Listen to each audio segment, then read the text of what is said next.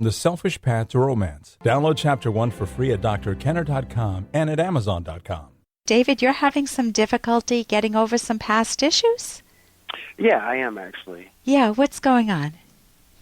Well, let's see. I went through a period of time where it sounds terrible. My wife had an affair with my best friend, and ever since that happened to me, it's been about 7 years ago. It's come to my attention that I don't trust anyone at all, and I've been very weary of becoming involved in any kind of intimate relationships whatsoever.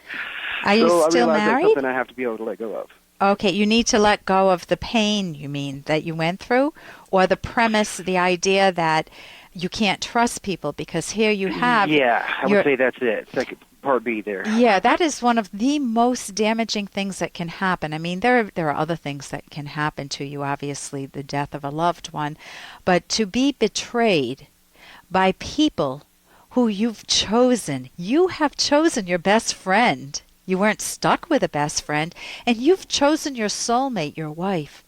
And to feel betrayed by both of them is exquisitely painful. So, are you still married to her, or did you move on? No. Yeah, we've divorced. And did she marry the friend, the best friend? No, not at all.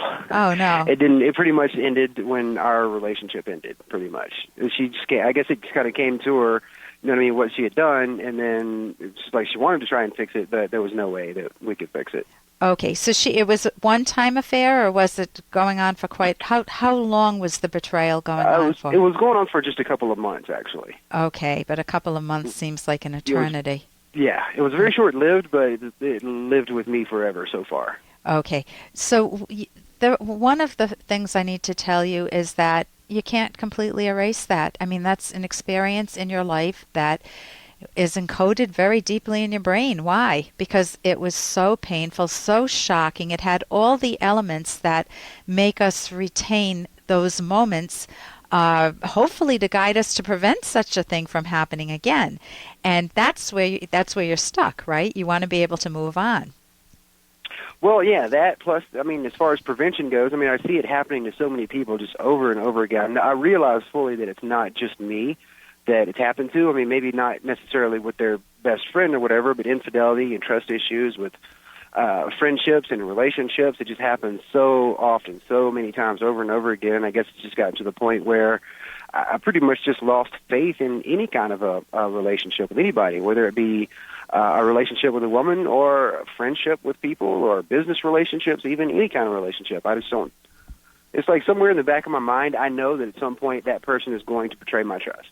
Okay. And I've just come to realize that. So that is the premise that's eating at you. You just named it. When I say premise, I mean a strong idea that at some point, even your best friend will sting you, will hurt you, will bite you. Yes.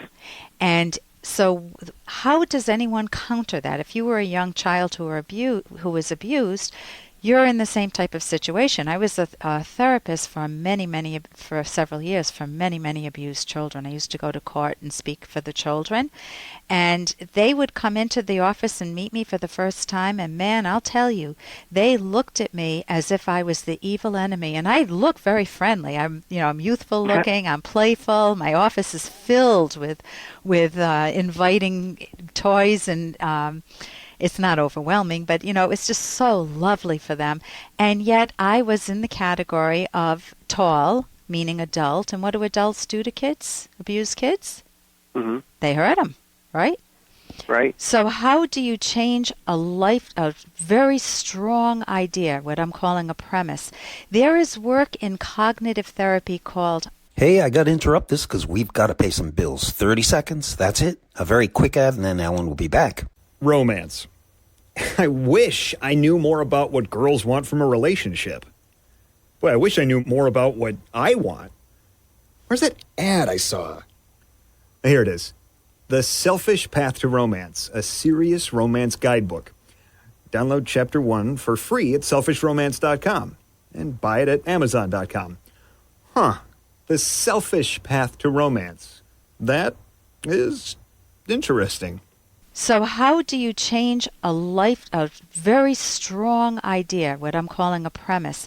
There is work in cognitive therapy called changing your core premises, core ideas, C-O-R-E, ideas. Okay. And you need to name it first. Man, you named it right away. You had no problem with that, David, saying that it's a trust issue. It's a relationship issue.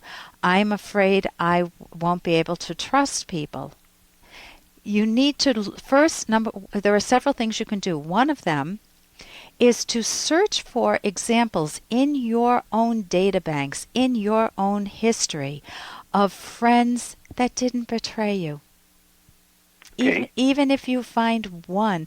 And I don't mean just a small betrayal. They said they'd go to the movie and then they backed out at the last minute. Right, sure. But the type of betrayal we're talking about, think of friends that didn't do that to you. You need your subconscious needs data fleshed out, thought about in the relationship area of people who never hurt you. And then you need example of people who have never been betrayed. And I'll give you one example. I have been married for how many years? I have to ask my husband, isn't that embarrassing? Happily married, and we have never betrayed each other. So here's one example for that file folder of that romance is possible, lasting romance. Mm-hmm. And then you need to be able to put it into perspective to understand what actually happened with your friend and your wife. What went on in the relationship, and how did you contribute to it? Now, you may not have contributed to it at all. People also have a premise about themselves, and sometimes they feel like I'm unlovable or I'm unworthy or there's something wrong with me that I don't get, and people will see it in me. I don't know if you had any of those thoughts. I have, yeah. I mean, as far as, I guess I've wondered about it. At some point, you eventually have to once it. Right. You know what I mean? Like I say, it's not. It was probably that was the worst betrayal that's ever happened to me, but it's not the only betrayal that's ever happened to me. Okay. You know what I mean? I've had friends that have hurt me in the past as well. Okay, so you need to collect examples, counterexamples of friends that didn't betray you. You need to know that it's normal, that anyone who's been betrayed has been hurt like that. There's a fabulous book, After the Affair, by Janice Abrams Spring on my website. And It's not that you're looking to rebuild the trust because she's already out of your life, but it will help you see the type of damage that's done. And you want to be able to repair, number one, yourself. You are lovable. But you need to show yourself that you're lovable. And number two, that trust can be built between two people. So you want to work on those two premises. And you can also get the book Mind Over Mood that has premise work at the end of that book, core premise work. And that's also at my website, drkenner.com. So thank you very much for your call, David. For more Dr. Kenner podcast, go to drkenner.com and please listen to this ad. Here's an excerpt from The Selfish Path to Romance, the Serious Romance Guidebook by clinical psychologist Dr. Ellen Kenner and co-author Dr. Edwin Locke. What if your partner or spouse is constantly pursuing important values with your encouragement, but none of the choices includes you? For example, you're a chronic golf widow or a girls' night out widower, or you're ignored in favor of your partner's career. If this happens, you need to ask your partner, how important am I to you? Am I a top value or way down on your list?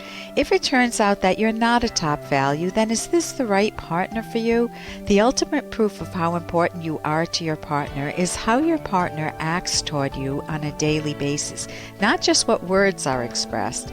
With a loving partner, there will be many loving words as well as consistency between word and deed.